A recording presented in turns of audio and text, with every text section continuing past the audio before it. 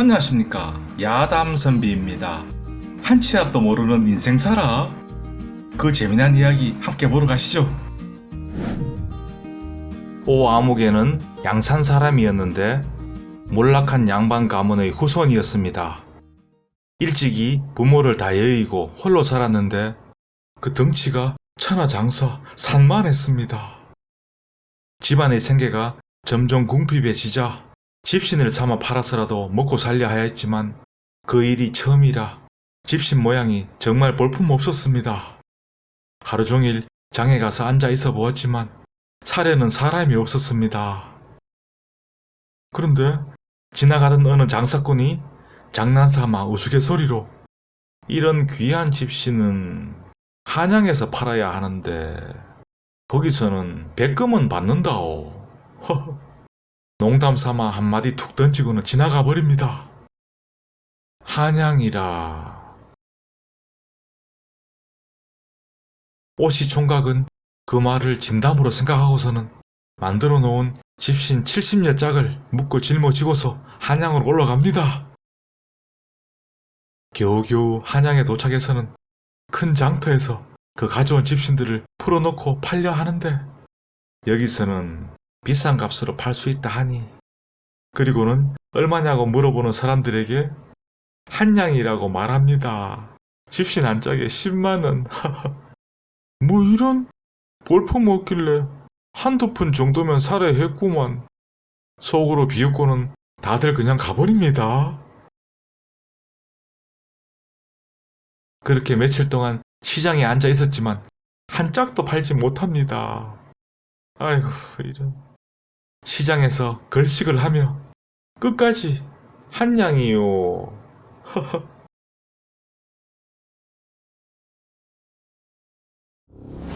그 장터에서 멀지 않은 곳에는 전직 재상대감이 살고 있었는데 그 집에는 은실이라 불리는 부모를 일찍 여의고 살아가는 여종이 있었습니다. 용모가 어여쁘면서도 영리하고 지혜로웠는데 방년 16살의 은실은 일찍부터 스스로 짝을 구하겠다고 결심하고는 쉽게 혼인을 허락하지 않았습니다.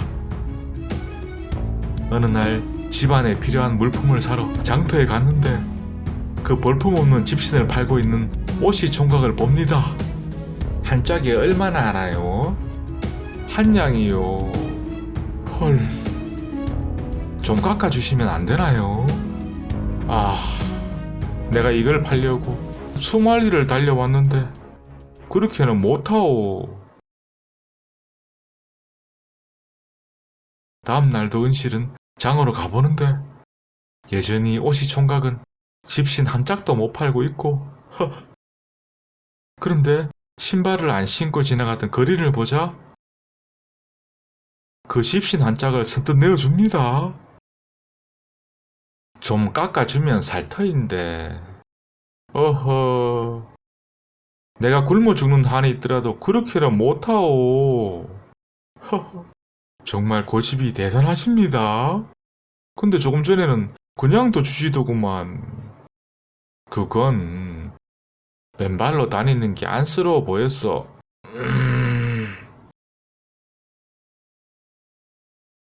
다음 날에도 다시 찾아간 은실. 오늘은 깎아주실 건가요? 허허, 이 처자 좀 보게. 안 깎아준대도. 그럼 내가 10짝을 살게요. 에? 열량이나 되는데. 날도 저물어 가는데 어디 정해두고 주무시는 곳이 있나요? 아니요. 그럼 저희 집으로 가시지요. 집에 가서 돈도 드릴 테니. 자, 그리하여 전직 재상대감의 넓고 화려한 집으로 가는데 은실은 그 오씨 총각을 자기가 머무는 행랑채로 데려갑니다.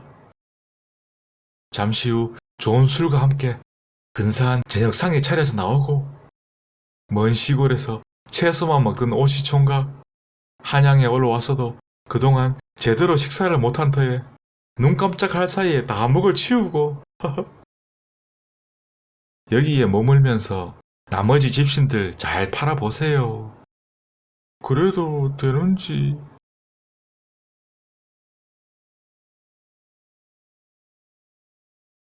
자, 그리하여 오시 총각은 은실의 행랑에 머물며 매일 집신을 팔러 나가는데 여전히 한 짝도 팔지 못하고 돌아오고 좀 깎아주시라니깐요. 허허, 안 깎아준대도 저녁마다 푸짐한 상은 차려서 나오고 오시 총각은 그 은실의 어여쁜 마음에 점점 반해갑니다. 어느 날 밤 내가 비록 지금은 천지고아로 살아가고 있는 가난뱅이이지만 집안 대대로 양반 가문이었다오. 그대가 나의 배필이 되어준다면 이 세상 다시 열심히 살아가 보겠소. 허허. 자, 그리하여 그날 밤에 정화수 한 사발을 뜯어놓고 천지신명의 고하고는 부부의 연을 맺습니다.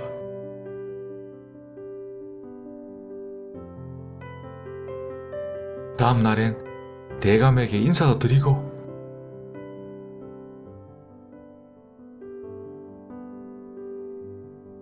자, 그리하여 부부는 행랑채에서 함께 살게 되는데 당신은 세상 물정을 잘 몰라요.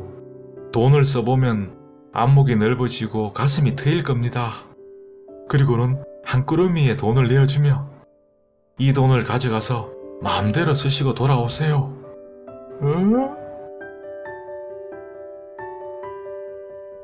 오씨는 나갔다가 저녁이 다 되어서야 돌아오는데 그래, 돈은 다 쓰셨나요?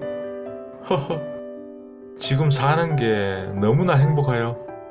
아무것도 먹지 않아도 배가 안 고프고 하루 종일 돌아다녀 보아도 돈 쓸 것도 없고 그래서 한 푼도 못 쓰고 돌아오던 길이었는데 길이었는데 어찌 되셨나요?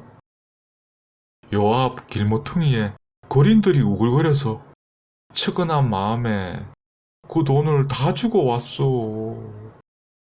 허허. 당신이 돈 쓸 곳을 찾지 못한 이유는 삶의 목표가 없어서 그렇답니다. 건장하시고 힘도 세시니 발쏘기를 익혀 이름 날리는 것을 도모해 보세요. 자, 여기. 그리고는 또 한 꾸러미의 돈을 내어줍니다. 이 돈들은 어디에서?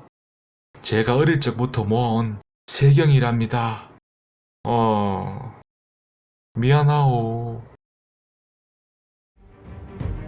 다음 날부터 오씨는 눈만 뜨면 활터로 달려가는데 천하장사의 산만한 덩치에 열심히 궁수를 연마하니 그 기량이 날로 발전해 나갑니다.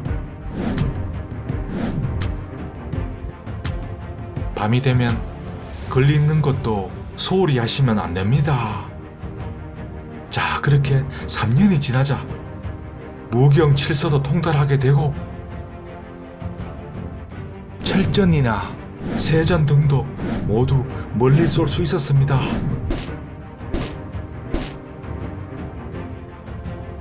이듬해에는 무과에 응시하여 급제를 하게 됩니다. 하지만 부인은 그 홍패를 감추고는 집안 사람들에게 알리지 않습니다. 아직 하나가 더 남았습니다. 우리가 살아가기 위해서는 그리고 무엇보다 벼슬길에 나가기 위해서라도 돈은 있어야 합니다. 제가 모아둔 돈은 이제 이게 전부입니다. 이 돈으로 헌옷가지를 사 모아서는 함경도로 가서 그곳의 인삼으로 바꾸어 오세요. 미안하오. 고생만 하게 해서. 이제 나왔습니다. 자, 그리하여 오씨는 헌옷까지 수십 바리를 사서 함경도로 들어가는데 그곳에는 면화가 재배되지 않아서 사람들이 면화로는 옷을 만들어 입지 못하고 약간만 날씨가 쌀쌀해지더라도 모두들 추위에 떨어야만 했습니다. 오씨는 그 헐벗은 사람들을 차마 그냥 지나가지 못하는데 한경도 육진에 이를 동안 옷가지들을 다 나누어 주다 보니 남은 것이라고는 치마와 저고리 한 벌씩 뿐이었습니다. 그제서야 정신이 번쩍 듭니다. 아, 부인을 그동안 고생만 시켰는데 일을 또 이렇게 망쳐버렸으니 노잣돈도 다 떨어져 가고 못난 자신을 탓하며 정처 없이 길을 가는데 날도 어두워지고 산골이라 근처에 주막도 없고 순간 저 멀리 오두막집 하나가 보이는 겁니다. 급히 들어가 보는데 한 노파가 오씨를 맞이하고는 정갈한 밥상을 내옵니다. 하룻밤 신세 지는 것도 송구한데 이렇게까지 대접해 주시니 몸둘 바를 모르겠습니다. 허허, 대접이랄 것도 있나요? 오씨는 미안한 마음에 마지막 남아있던 저고리와 치마를 내어줍니다. 다 나누어 주다 보니 이것밖에 남지 않았습니다. 이거라도 드리고 싶은데 이렇게 고마울 때가 있나.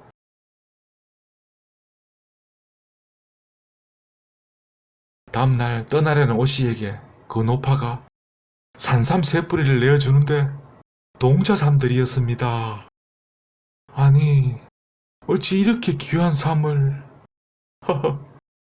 여기 산골에서는 흔한 것이요. 고마운 이에게 드리는 나의 작은 보답이라오. 집으로 돌아가서는 부인에게 그동안의 일들을 말해주고 당신이 적선을 많이 해서 하늘에서 보물을 내려주었네요. 오늘 이렇게 돌아온 것도 그렇고 내일이 대감님 해갑입니다. 지금 조정에서 병판 대감도 와 있으니 이 의관들로 갈아입으시고 인사드리시지요. 오씨가 동자삼 두 뿌리를 비단으로 곱게 사서는 대감을 아련하는데 허허, 자네 못 본 사이에 신수가 헌해졌구만. 대감 어른 생신을 감축드립니다. 그리고는 그 동자삼 두 뿌리를 내어놓는데 함께 있던 병판도 놀라고 잠시 후 그동안 무과에 급제한 일이며 행상을 나갔다가 동삼을 얻게 된 일들을 자세히 전해 올립니다. 이런 어찌 이제서야 말하는가. 과거에도 급제했다니. 옆에서 듣고 있던 병판, 자네같이 진정 백성들을 위하는 이가 조정에 넘쳐나야 하는데 그래 병판, 자네가 좀 적극 나서서 추천해주게. 당연히 그래야겠지요. 그나저나 저 동삼이 두 뿌리나 되는데 제가 요즘 몸이 많이 허해져서 한 뿌리는 자네가 가져가게. 고맙습니다. 자, 그리하여 오씨는 얼마 지나지 않아 선정관이라는 뱃을자리에 제수되어집니다. 그리고 그 남은 동삼 한 뿌리를 팔아서 얻은 수천금의 돈으로는 아내도 속량해주고 아담한 집안채도 마련하고 평생을 오손도손 행복하게 잘 살았다 합니다. 먼 훗날 그 무변 오씨는 수군 절도사에까지 이르렀고요. 아, 참으로 한 치 앞도 모르는 인생이라지만 선한 이들은 어떻게든 복을 받는 모양입니다. 감사합니다. 이 낡아 빠지고 볼품없는 집신 한 짝은 무엇이오? 허허, 그 옛날 영감한테서 샀던 그 집신 아니요. 이 한 짝만은 신지도 않고 고이 간직하고 있었습니다. 허허. 그럼 내게 다시 파시오. 얼마면 되겠소? 1,000냥은 주셔야 합니다. 조금 깎아주시오. 안 됩니다. 허허.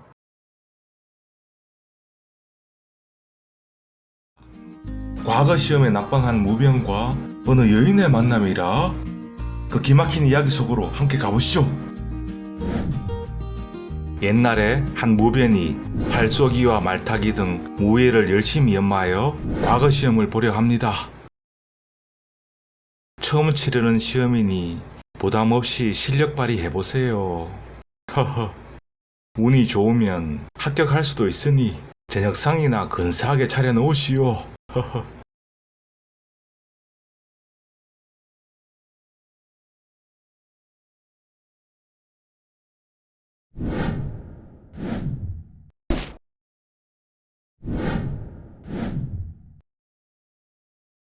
낙방. 연습 때는 잘 되었는데 왜 그리 손이 떨리던지. 처음이니까 그랬겠지요. 다음에는 꼭 합격하실 거예요. 3년 뒤 정말 열심히 또 무예를 연마해서 다시 과거 시험에 도전합니다.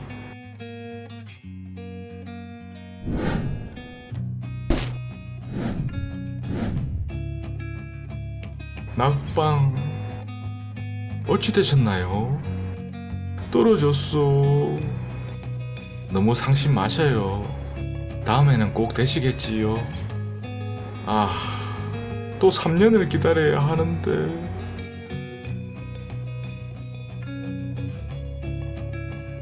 삼 년 뒤, 이번에는 꼭 되셔야 합니다.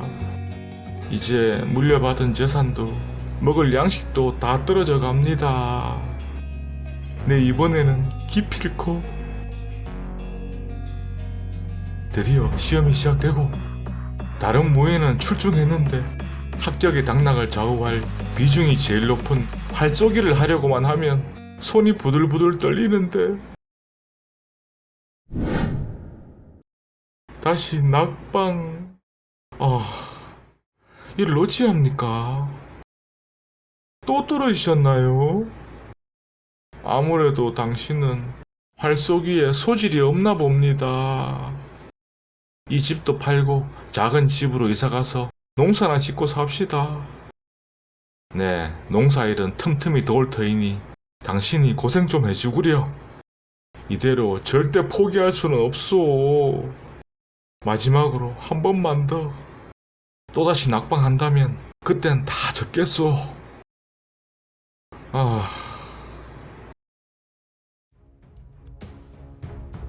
또다시 3년 뒤. 맨 처음 과거 시험에 도전한 지 벌써 10여 년이 다 되어 갑니다. 이번이 마지막이다. 제발, 제발. 아이고, 그럴수록 손이 더 떨립니다. 진짜 이를 어찌하면 좋습니까? 낙방.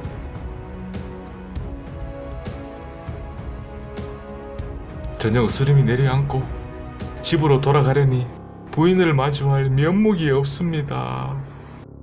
못난 자신을 책망하며 터덜터덜 낭떠러지 위로 올라갑니다. 설마.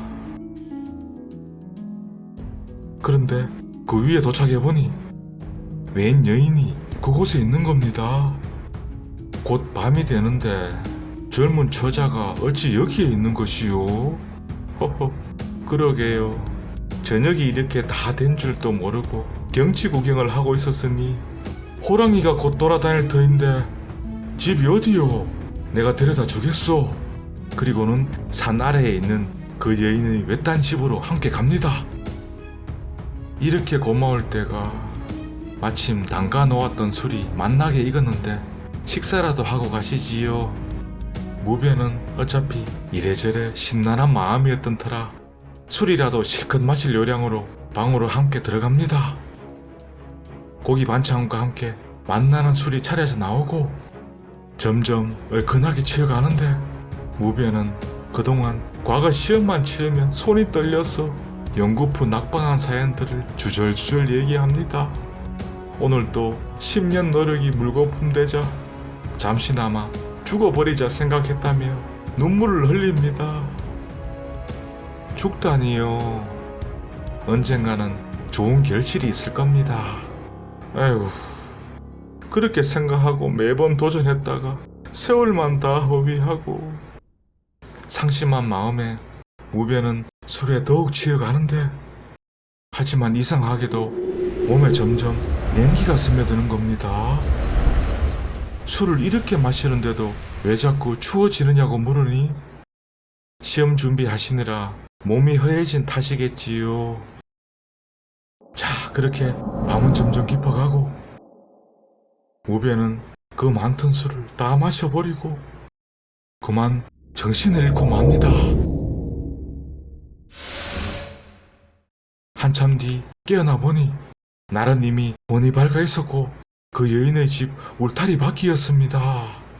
멍하니 서 있는데 지나가던 나무꾼이 놀라서 묻습니다. 이 집에서 나온 것이요? 그렇소. 희한한 일이구먼. 여기 사람들은 전염병이 돌아 모두 죽었는데. 예? 딸아이는 살아남았었는데 죽은 부모를 염하고 장사 지내기 전까지는 여기를 절대 떠나지 못한다 버티다가 그만 그 애도 병에 걸려 며칠 전에 죽었다오.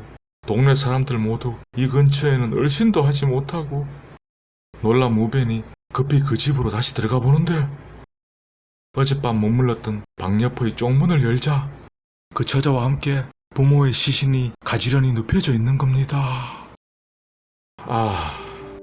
이 여인이 도움을 청하려 나를 이곳으로 데려온 것이구나.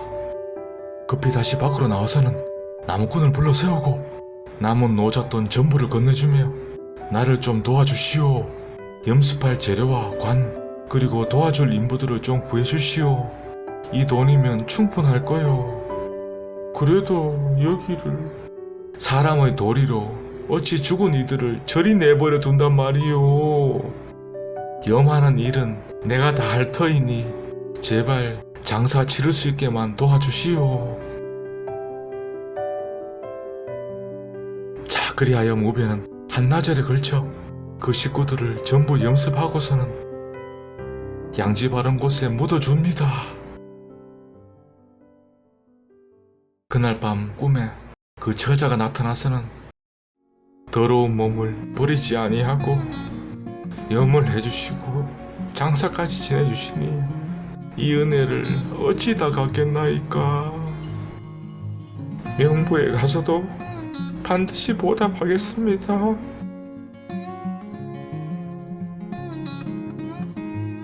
그 후로 무변은 과거 시험에 꿈은 적고 아내를 도와 열심히 농사일을 하는데 이듬해가 되자 나라에 경사스러운 일이 생겨 특별 과거 시험 별시가 치러지게 됩니다. 무변 어차피 믿자야 본전이다라는 심정으로 또 10여 년 공든 시험 준비가 아까워서라도 과거 시험에 다시 응시하게 됩니다. 그런데 손이 전혀 떨리지 않는 겁니다. 누군가 팔씨 당기는 것을 도와주는 것처럼.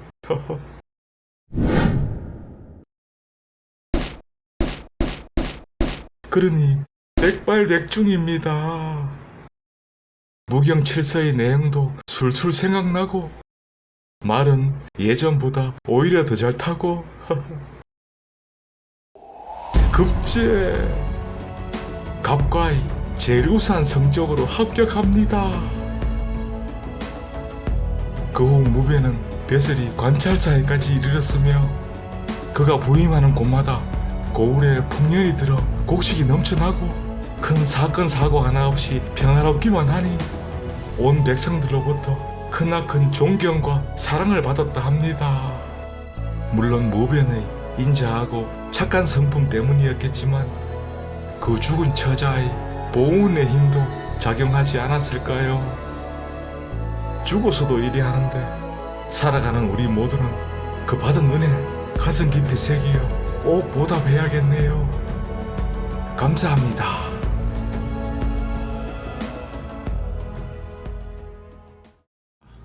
버들그릇 가게 여인이라? 자, 그 버들그릇 집으로 함께 가보시죠. 연산조에 많은 신진선비 무리들을 죽이는 사화가 일어나게 됩니다. 이때 이시성을 가진 호문관 교리 하나가 급히 달아나서는 정처 없이 길을 가는데 저녁 어스름이 내려앉을 무렵 어느 시골 우물가를 지나가게 됩니다. 그곳에서 우물물을 깃고 있던 한 여인을 보고서는 목이 몹시 마르던 차에 물 한 사발을 얻어먹으러 그 여인에게 다가가려는 순간 멧돼지 한 마리가 여인에게 돌진합니다. 생각할 틈도 없이 이교리가 바로 달려가서 여인을 밀쳐내며 온몸으로 멧돼지를 막아냅니다. 그리고는 곧장 일어나 나뭇가지를 휘젓고 돌을 던져서는 멧돼지를 쫓아냅니다. 깜짝 놀란 여인이 급히 다가오는데 이교리의 팔에서는 피가 뚝뚝 흘러내립니다. 이를 어찌합니까? 빨리 저희 집으로 가서 치료를 하시지요. 괜찮소. 많이 다친 건 아니요. 목이 몹시 마르니 물이나 한 사발 주시오.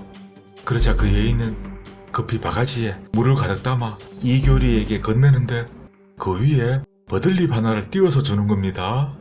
허허. 어찌하여 이 잎을 띄워주시는 거요? 급하더라도 천천히 드시라고. 이교리 참으로 기특한 마음이 들어 그 여인을 찬찬히 들여다보니 단아한 용모를 가진 18살 전후의 어린 여인이었습니다. 허허. 참으로 그 마음 씀씀이 고맙구려. 이교리의 따뜻한 말투와 수려한 풍채에 여인의 두 볼이 발그스레해집니다. 고마운 건 저인데 어찌 그리 말씀하시는지요. 허허. 저 아랫동네 버들그릇 만드는 곳이 저희 집입니다. 빨리 가서 치료를 하셔야 합니다. 자, 그리하여 이교리는 그 여인의 집으로 가는데 정성껏 치료를 해주는 그 여인에게 마음이 뺏깁니다. 며칠 뒤 이교리가 버들그릇 가게 주인에게 청합니다. 이곳에 머무르며 일을 도울 터이니 후일에는 사위가 되도록 허락해 주시오. 보아하니 벼슬아치 양반인 듯한데 어찌 우리같이 천한 일을 하는 집에 사위가 되려 하시오? 주인 어른 딸아이의 착하고 단아한 기품에 반하여 청을 드리니 부디 받아주시오. 내 지금은 비록 급히 오느라 빈손이지만 훗날 그 대접은 크게 하겠소. 그 버들그릇집 주인이 찬찬히 훑어보니 나이도 어느 정도 있는 양반인지라 분명 소실로 맞이하는 것일 터 딸아이가 아까운 느낌이 들었지만 덩치도 있고 힘께 나서 보이게 생겨서 안 그래도 집에 자식이 딸아이 혼자라서 힘쓰는 일을 할 남자가 필요했는데 썩 내키지는 않았지만 그리할 것을 허락합니다. 그리고는 그 다음날부터 죽도록 부려먹습니다. 하지만 한양에서 자란 양반이 그것도 평생 글만 읽고 관직 생활을 했던 이교리가 일을 잘할 리 만무했습니다. 물항아리를 뒤집어 깨뜨리고 버들그릇을 다 뭉개 넘어뜨리고 그리고 평소 안 하던 육체 노동을 하려니 조금만 움직여도 관절이 쑤셔서 틈만 나면 드러누워 쉽니다. 버들그릇쟁이 내외는 우라통이 치밀어 오릅니다. 내가 사위를 본 것은 버들그릇 만드는 일손이 필요해서인데 이제 보니 밥만 축내는 밥도둑, 밥주머니일 뿐이구나. 끼니도 줄이고 그 양도 굶어 죽지 않을 정도만 주도록 하시오. 대놓고 구박을 하는데 이에 여인이 발끈합니다. 아버지, 일이 아직 손에 익지 않아서 그런 것인데 어찌하여 밥까지 굶기려 하십니까? 너까지 굶지 않으려면 그 입 닥치거라. 그날부터 이교리 하루 종일 굳은 일들은 다 처리하지만 끼니도 제대로 챙겨 먹지 못하니 픽픽 쓰러지기 일쑤였습니다. 그럴 때마다 버들그릇쟁이 내외는 빨리 정신 차리고 일하라고 온갖 욕을 내뱉으며 따라다니며 갈거댑니다. 그럴 때마다 여인이 갈아먹고 나서서는 이교리의 편을 드는데 밤에는 몰래 누룽지를 챙겨 놓았다가 건네줍니다. 그렇게 둘 사이의 온정은 더욱 애틋하게 쌓여만 갑니다. 몇 해가 흐른 뒤 중종이 반정하여 연산군이 물러나자 그동안 쫓겨났던 사람들이 모두 다시 복귀하게 됩니다. 버들그릇집에서 온갖 구박을 당하던 이교리에게도 다시 직책이 부여되었고 곳곳에 사람을 풀어 찾는다는 소문을 이교리도 듣게 됩니다. 마침 초하란 날이 되어 버들그릇을 관아에 바치는 날이 되자 이번에는 그 일을 제가 해보겠습니다. 이교리가 나서서 말합니다. 버들그릇쟁이 내외는 고숨을 치며 자네같이 잠만 자고 일도 못하는 사람이 혹시 지금 장꼬대를 하는 겐가? 내가 직접 갖다 바쳐도 번번이 퇴짜 맞기 일수인데 쓸데없이 걸리적대지 말고 그냥 잠이나 자게. 그 순간 여인이 참다 못해 소리칩니다. 아버지, 언제까지 구박만 하고 무시하실 건가요? 이 사람의 능력도 한번 시험해 봐야 하지 않겠습니까?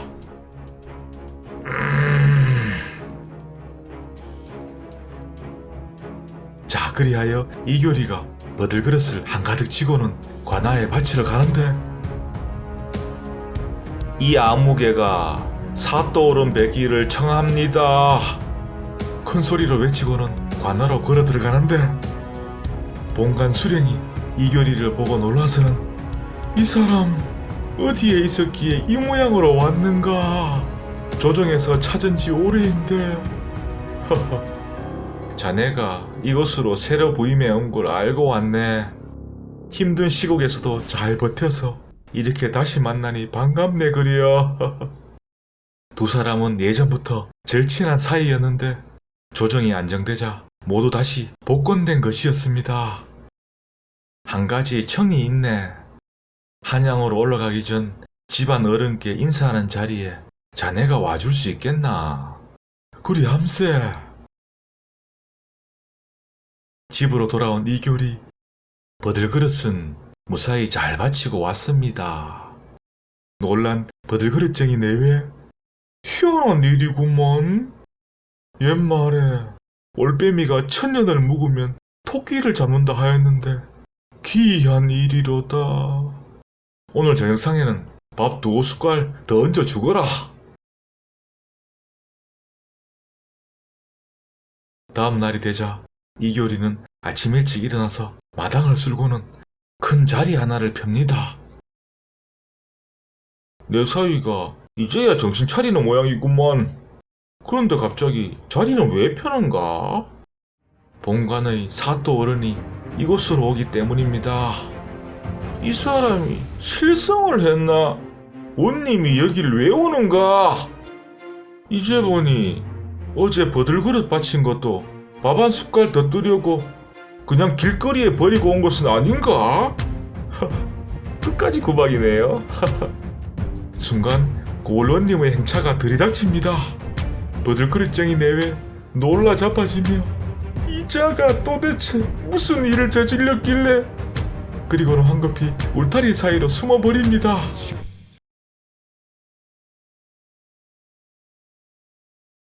사또가 이교리에게 의관을 건네주며 자, 어서 서두르게. 그리고 부인은 어디에 계시나? 이에 여인이 나와서 인사드리는데 옷은 비록 남루했지만 단아함이 묻어납니다. 부인의 도움이 없었다면 나라의 큰 인재를 잃을 뻔했소. 지극히 미천한 촌부로서 군자께서 이렇게 귀인인 줄 모르고 저지른 무례를 어찌 용서받아야 할지 몸둘 바를 모르겠습니다. 이교리는 그 숨어있던 버들그릇쟁이 내외도 모셔옵니다. 여기 장인 장모님의 보살핌도 극진하여 내가 여태까지 살 수 있었네. 사또가 감탄하여 말합니다. 그대들에게 큰 상을 내리겠노라. 그리고 우리 관아의 버들그릇은 그대들 것으로만 받겠소. 온갖 구박만을 일삼던 그 버들그릇쟁이 내외는 눈물을 흘리며 연신 허리를 굽혀 감사의 인사를 올립니다.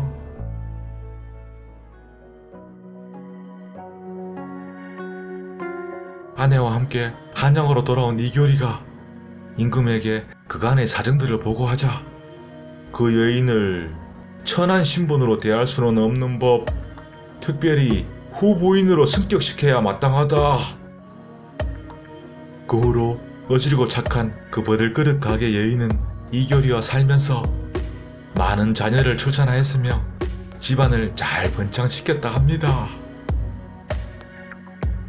물론 친정인 버들그릇 집안도 두루 잘 보살폈고요. 감사합니다. 용돈 좀 더 보내달라고 해보시오. 잘 산다던데. 에휴, 염치 좀 있으시오, 염치.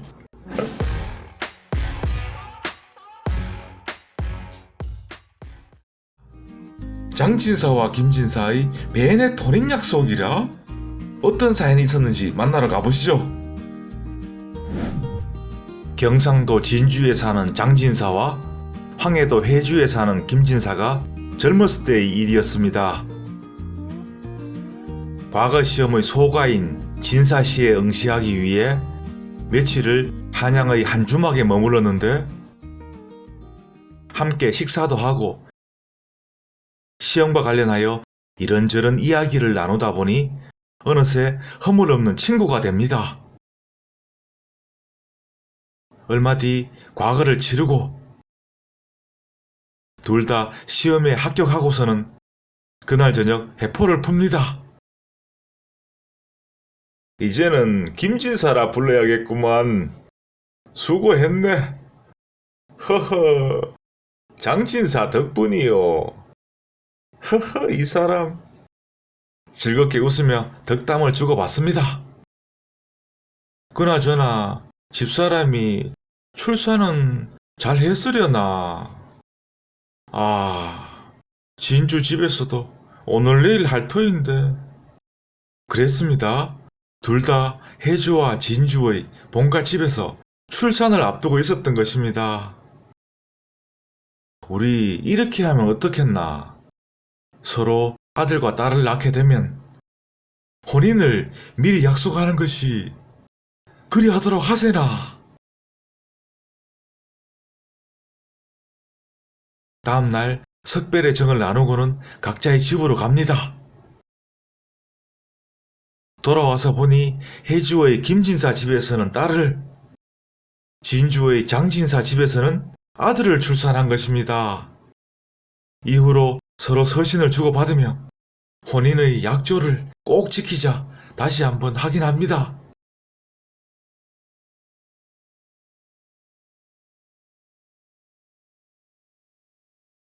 진주의 장진사 집.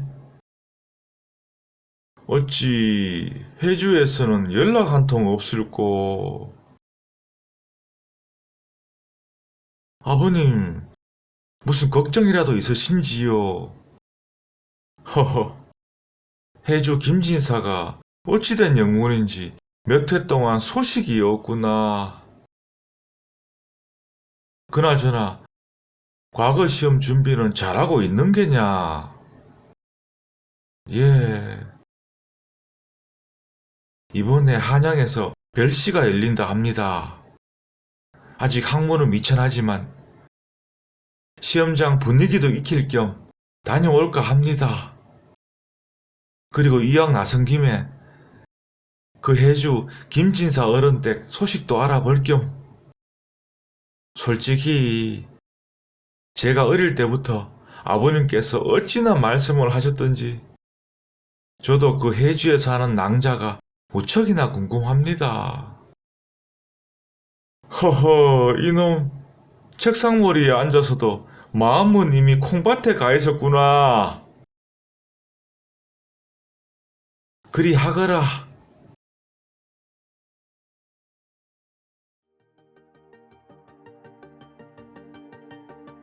자, 그리하여 다음날 머나먼 한양으로 떠나는 장진사 아들. 과거 시험을 무사히 치르고는 곧바로 황해도 해주로 달려갑니다. 아버지가 알려준 그 김진사 어른이 산다는 곳으로 가보는데 그 댁은 여기를 떠난 지 벌써 오래되었소. 어디로 갔는지는 모른다오. 실망감을 가득 안고서는 해주 땅을 벗어나려는데 날도 어두워지고 어느 작은 주막으로 들어가려 합니다. 그런데 그 주막 앞에서 한 아이가 허름한 옷을 입고 앉아서는 책을 읽고 있는 겁니다. 말에서 내려서 어찌하여 저녁이 다 되어 가는데도 집으로 가지 않고 여기에 있는 것이냐? 글 한 줄이 이해가 되지 않아. 이곳 사람들 누구도 그 뜻을 알지 못하고 어디 내가 한번 봐주랴. 그리고는 그 아이를 주막으로 데리고 들어가서는 그 풀지 못하는 문장에 대해 자세히 설명해 줍니다. 와, 옛날 저의 글스승보다도 더 해박하시네요. 글스승이 있었느냐? 우리 집이 망가지기 전까지만 해도 넓은 집에 스승님도 있었고 그리고는 펑펑 울기 시작합니다. 어허, 사내 대장부가 이리 울어서 어찌하누? 밥은 먹었느냐? 먹지 못한 게로구나. 장진사 아들은 급히 국밥 2그릇을 시켜서는 함께 식사를 합니다. 상을 물리고는 밤이 늦도록 글을 가르쳐 줍니다. 스승님이라 불러도 되지요? 허허, 내일 하루만 더 머물면서 글을 가르쳐 줄 수 없나요? 허허, 갈 길이 멀어서 내일 다시 찾아오겠습니다. 이 녀석 안 된다 그래도. 하지만 대답도 듣기 전에 후다닥 나가버리고. 허허. 다음날 미처 발걸음이 떨어지지 않습니다. 한참을 머뭇거리고 있는데 스승님! 하고는 그 아이가 달려오는 겁니다. 허허, 저 녀석 보게나. 자, 그리하여 어쩔 수 없이 하루를 더 묵으면서 또 열심히 글을 알려줍니다. 저녁이 다 되어가는데 갑자기 그 아이가 또 펑펑 울면서 말합니다. 스승님과 같은 분이 우리 이쁜 누이의 낭군이 되셔야 하는데 무슨 일이 있느냐? 대대로 저희 집안은 부자였습니다. 하지만 어느 날 갑자기 집이 없어지고 농가 밭도 사라지고 아버지와 어머니는 화병으로 돌아가시고 나중에 알고 보니 윗골 전직 재상대감의 농간으로 일이 되었다 들었습니다. 아직도 산더미처럼 남은 빚 때문에 우리 이쁜 누이마저 그 대감의 망나니 못난 아들에게 떠밀리듯 시집을 가야 하는 상황입니다. 어찌 그토록. 누이는 자기는 이미 어릴 적부터 정해진 혼처가 있다 하며 버텨왔지만 이제는 다 소용없다는 걸 알고서는 체념을 합니다.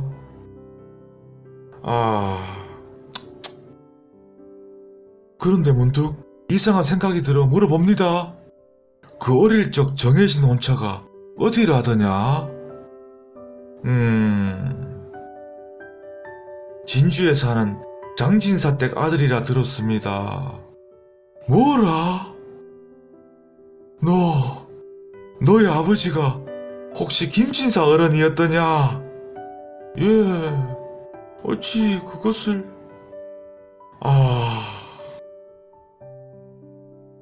급히 아이를 앞세워 그 집으로 가봅니다.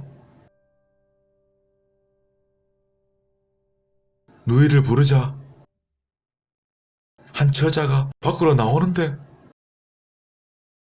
뉘신지.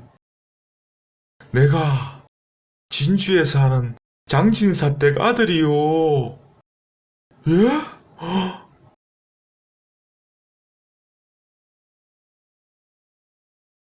그날 밤이 새도록 그동안의 일들을 얘기하는데 어느 날 그 대감어른이 찾아왔지요.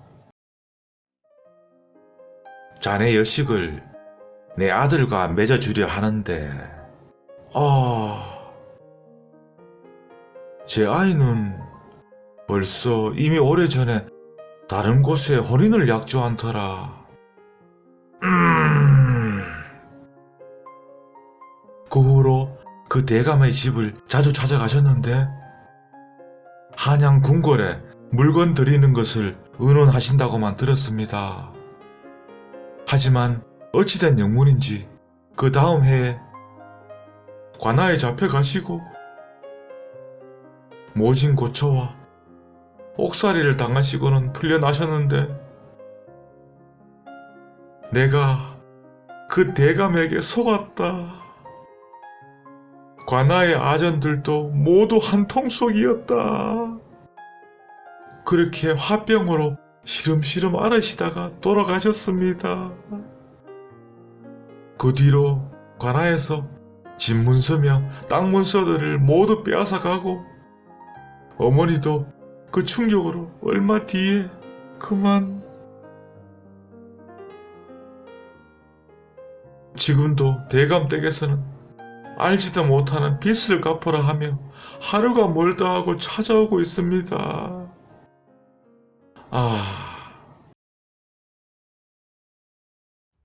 다음 날 날이 밝자마자 아이와 함께 그 전직 재상댁으로 가는 장진사 아들.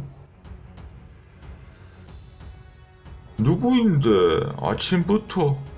저 아랫동네 김진사 딸과 오래전에 혼인약조를 한 사람이요. 뭐라? 혼인이라?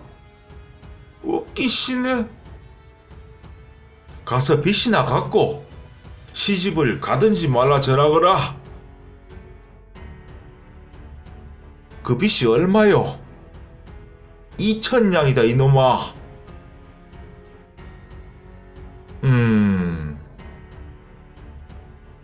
내가 갚을 터이니 이 시각부터는 그 집 근처에 얼씬도 마시오.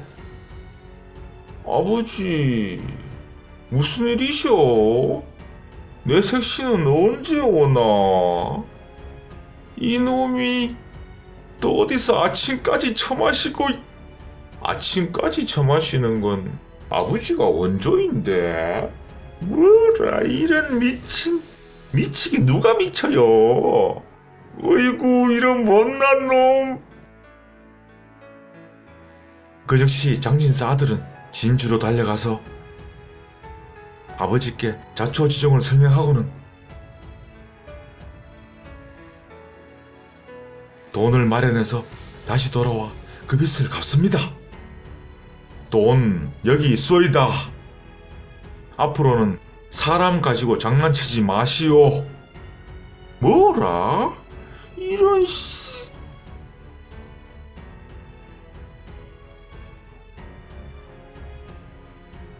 자, 그리하여 그 김진사 딸과 함께 진주로 내려와서는 혼례도 올리고 행복하게 잘 살았다 합니다. 물론 그 처남의 글선생 역할도 열심히 했고요. 몇 년 뒤에는 차례대로 둘 다 과거에도 급제했답니다. 참으로 정해진 인연은 운명이라는 이름으로 어떻게든 이루어지나 봅니다. 상소문. 황해도 회주 땅에서 모 전직 재상이 관아의 탐관오리들과 작당하여 무고한 백성들을 처참히 유린하고 있습니다. 그의 죄상은 이러하옵니다. 모년 모올에 아전들과 공모하여 당장 그 자를 의금부로 압송하라. 이런 어이구. 감사합니다. 어여쁜 여종의 복수라. 자, 그 현장으로 함께 가보시죠. 동계 정원 선생이 젊었을 때의 일이었습니다. 과거 시험을 보러 고향 거창을 떠나와 충청도의 어느 고을을 지나가고 있었는데 그만 날이 저물어 버리고 주말까지 가려면 아직 한참이나 남았는데 낭패다 싶어 급히 근처에 머물 곳을 찾아보았으나 여의치가 않았습니다. 낙담한 채 어느 우물가를 지나가려는데 한 어여쁜 여인이 뚫어지게 동계를 쳐다보는 것입니다.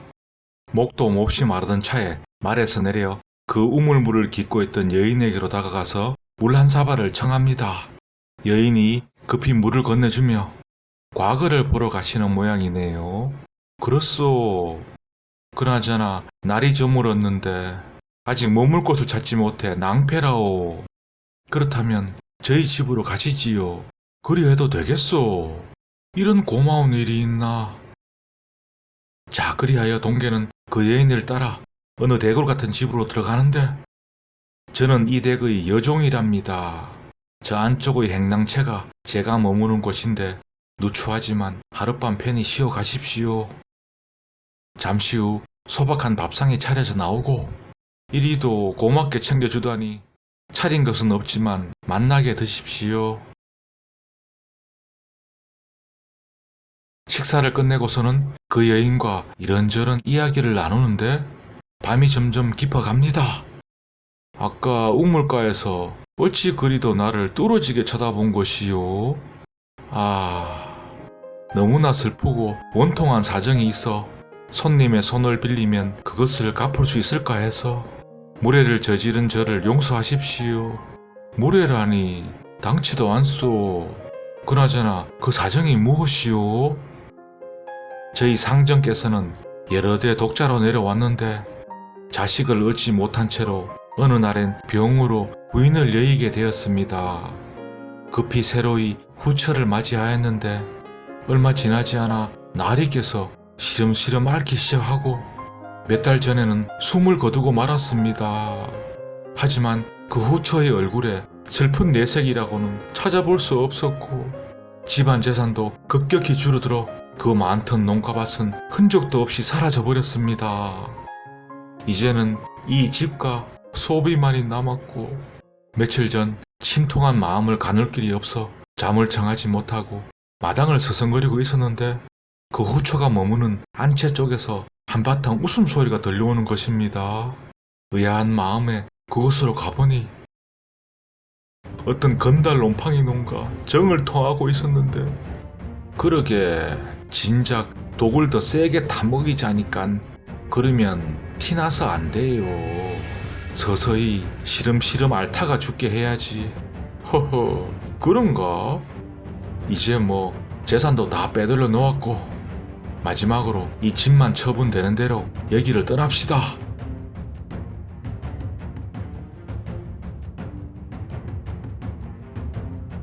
관나에 알리고자 했으나 이미 장례도 다 끝난 마당에 그 음부와 간부가 말을 맞추어 발뺌을 할 게 뻔할 터 일가 친척 하나 없는 상전의 억울한 죽음을 이제는 더 이상 알릴 길이 없어 그 원통함만이 쌓여가고 있었습니다.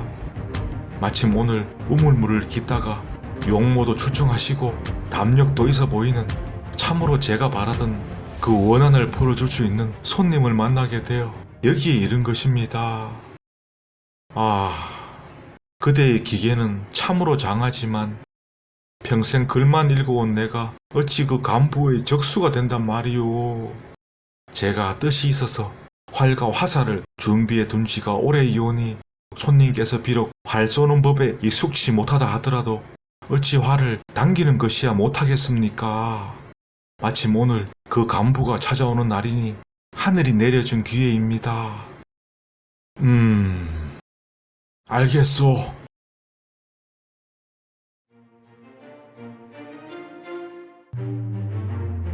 자, 그리하여 함께 그 음부가 거처하는 안채로 가는데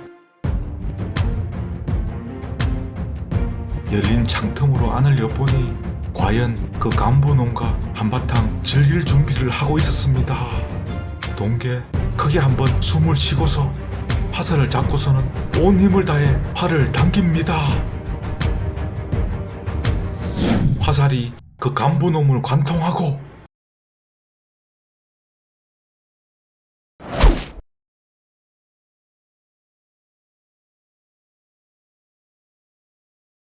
동계는 또 화살 하나를 집어 그 음부를 쏘려 하는데 요종이 급히 말립니다. 제자도 비록 죽여야 마땅하겠지만 엄연히 저희 상전인지라 저에게 그 처분의 계책이 있으니 맡겨주시지요.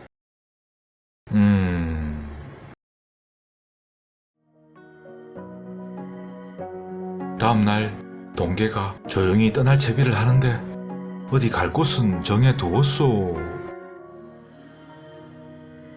내 과거를 치른 다음에 꼭 다시 이곳에 들르겠소. 그렇게 동계는 떠나가고 여종이 그 안채로 가보는데 음부는 이미 혼이 나간 채로 그 죽은 간부를 뒷마당 대나무 숲에 급히 파묻고 있었습니다. 마님, 무슨 일이신지요? 아니다. 실성한 사람처럼 벌벌 떨고 있을 뿐입니다. 참, 마님, 돌아가신 나리께서 생전에 저에게 글 하나를 남겨주셨는데 자기에게 무슨 병고가 생기면 마님께 전해주라 하였습니다. 그동안 경황이 없어 미처 전하지 못했는데 이것입니다. 내 이미 죽을 날이 얼마 남지 않았음을 알고 있다. 이제서야 독이 가득한 탕약을 먹고 있었음을 알았으니 그대를 원망한들 무슨 소용이란 말인가. 다만 내가 죽게 되거든 하늘의 벌을 받기 전에 그대 스스로 자결하시오. 음부는 순간 발작을 하더니 그대로 기절하고 맙니다.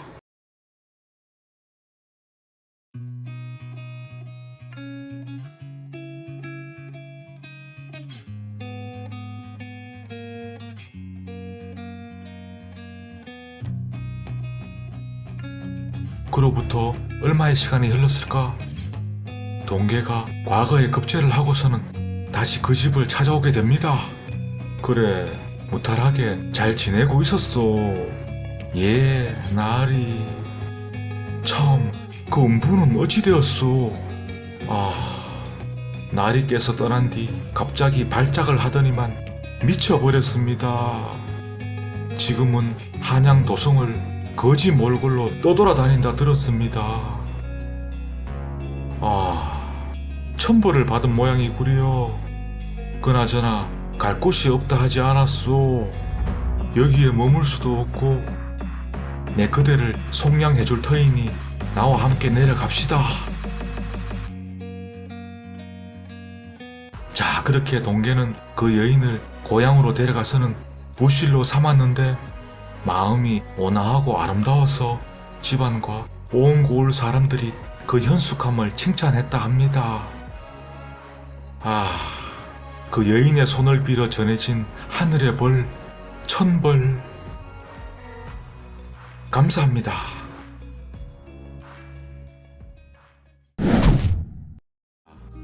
현명한 아들이라? 어떤 아들이었는지 만나러 가보시죠. 옛날에 두 양반이 살았습니다. 그들은 오랜 친구 사이였는데 윗동네에 사는 이진사는 대대로 부자였지만 자식이 없었습니다. 아랫동네에 사는 김진사는 물려받은 재산도 없는 데다가 가세마저 급격히 기울어 가난하게 살고 있었지만 아들은 5명이나 되었습니다.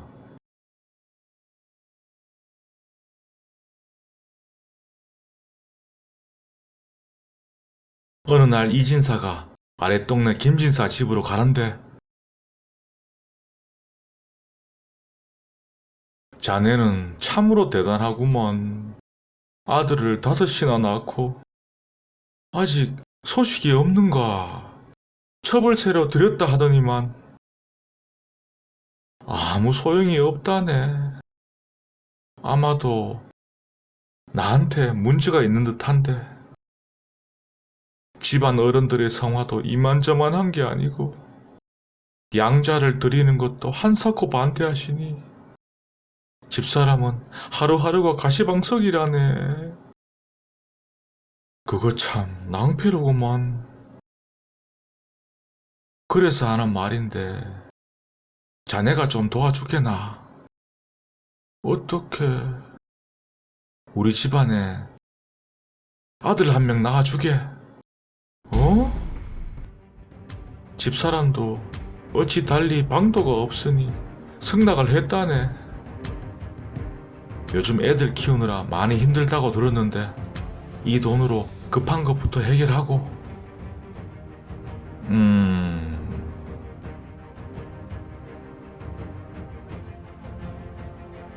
자, 그리하여 날을 정해서는 야심한 밤에 이진사 집에서 만납니다. 조용히 술 한잔을 기울이고는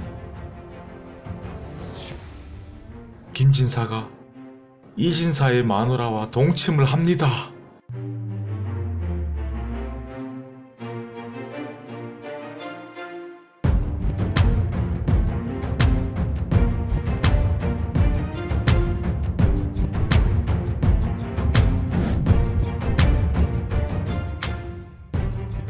참으로 장하구나. 어린 나이에 과거에 급제를 다하고 저를 낳아주시고 오늘날까지 뒷바라지 해주신 아버님 어머님 덕분입니다. 그래. 그 시각 김진사 집. 어찌 저런 똑똑한 놈이 저 집에서 태어났을꼬. 어휴. 우리 아이놈들은 하나같이 흐리멍텅하기만 하고 망나니 짓만 하고 돌아다니는데. 안되겠다. 내가 뿌린 씨앗이거늘 그 아이를 찾아와야겠다.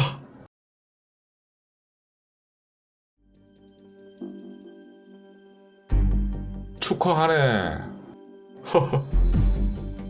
우리끼리라서 하는 말이지만 다 자네 덕분이네.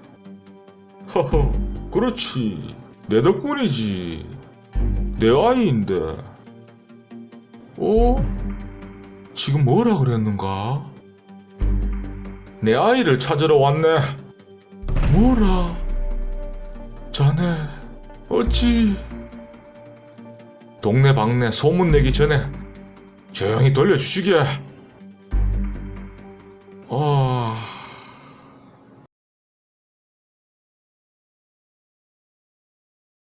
이를 어찌하면 좋겠소. 저 아이가 김진사의 혈통이라는 사실이 알려지면 우리 둘 다 무사치 못할 터인데 저렇게 자기 아들을 내놓으라고 생떼를 쓰니 어디 아무도 모르는 곳으로 다 함께 떠나는 게 어떻겠소.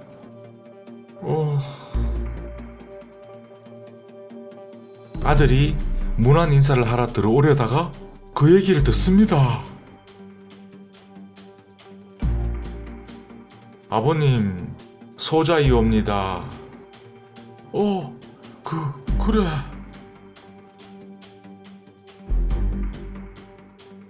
무슨 근심거리라도 있으신지요? 아니다.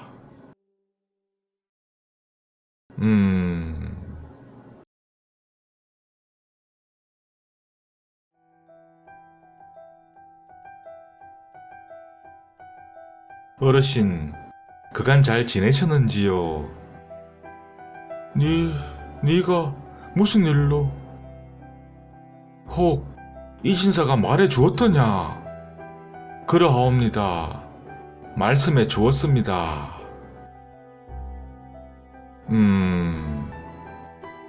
더 자세한 얘기를 듣고 싶어 찾아왔습니다. 자, 그리하여 그 김진사로부터 자초지종을 듣게 되는데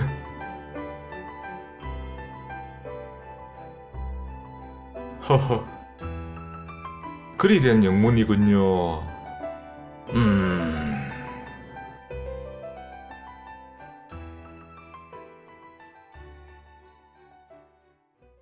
들어오면서 보니까 어르신 집 앞들 작은 밭에서는 배추 농사를 짓고 있고 옆집 텃밭에서는 무 농사를 짓고 있던 것 같은데 그리 하고 있지. 그런데 어느 날 어르신 밭에서 배추를 수확하는데 무 한 뿌리가 함께 나오는 겁니다. 아마도 옆집의 무 씨앗이 바람에 날려왔겠지요. 그러면 그 무는 어르신네 무입니까? 아니면 옆집 무입니까? 그야 당연히 내 밭에서 내가 물 주고 길렀으니 내 것이지. 옆집에서 찾아와서 자기네 무라고 돌려달라고 하면 어찌하시겠나요? 미친, 말도 안 되는 내 밭의 무를 왜? 어이가 없구나. 그렇지요. 그 어이가 없는 일을 지금 어르신께서 하고 계셔서. 뭐라? 저를 낳아주고 길러준 그 텃밭의 주인은 저희 아버지 어머니인데 어르신께서 지금 저를 돌려달라고 하시니 어이가 없어 드리는 말씀입니다. 어?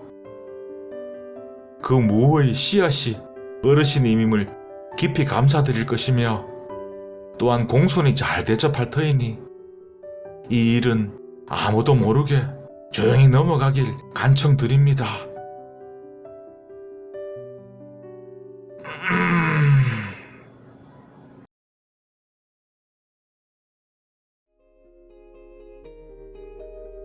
자네 아들인데 내가 괜한 욕심을 부렸네 그래요.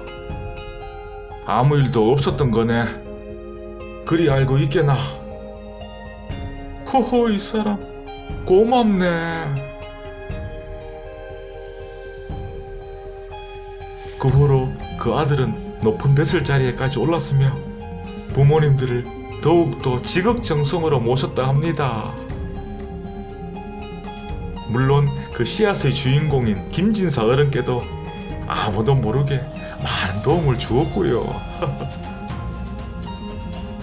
참, 삶이라는 게 예나 지금이나 묘하지요. 감사합니다.